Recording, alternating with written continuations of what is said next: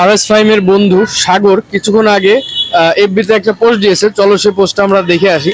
পোস্টে বলা আছে এমন যে সবকিছু প্রমাণ তার পেজে দেওয়া আছে, আজ অথবা কাল সত্যের জয় হবে ইনশাআল্লাহ। ক্ষতি করার জন্য পিছনে যারা লেগে আছেন তাদের উদ্দেশ্য কখনোই সফল হবে না। তো সবকিছুর লিঙ্কে আমি ঢুকে গেলাম, এবার তার পেজে চলে গেলাম। চলমান কোটা সংস্কার আন্দোলন নিয়ে তার একটি পোস্ট, যে সকল শিক্ষার্থী ভাই বোনরা আহত হয়েছেন তাদের মেডিকেল সাপোর্টের জন্য সে অর্থ ব্যয় করতেছে। আমার একটাই রিকোয়েস্ট, সবাইকে রিকোয়েস্ট করতেছে যে যেন ফালতু কমেন্টস না করে এবং ইনবক্সে না আসে। যাদের প্রয়োজন কেবল তারাই আসে। ইনবক্সে দেখা যাচ্ছে আচ্ছা ভাইয়া একটু পরে লাস্ট নাম্বার কত, ভাইয়া পাইছি এরকম।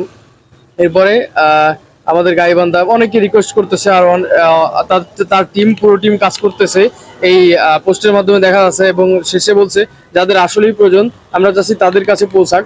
সো তাদের এই পোস্টটি চেক আউট করে এটাই বোঝা গেল আসলে তারা এই কোটা সংস্কার আন্দোলনে কিছুটা হলেও ছাত্রছাত্রীদের পাশে ছিল। এবং আমি নিজেও দেখেছি যে RS5 কে প্রথমে তো বিদেশ ছিল, তারপর দেশে এসে সে যতটুকু পারছে, তারা তো কন্টেন্ট ক্রিয়েটর, তারা তো ভাইরাল পারসন, তারা তো আর ওপেনলি থাকতে পারে না। তো তারা যেভাবে পারছে আমি দেখছি তাদের টিম স্টুডেন্টদের পাশে ছিল।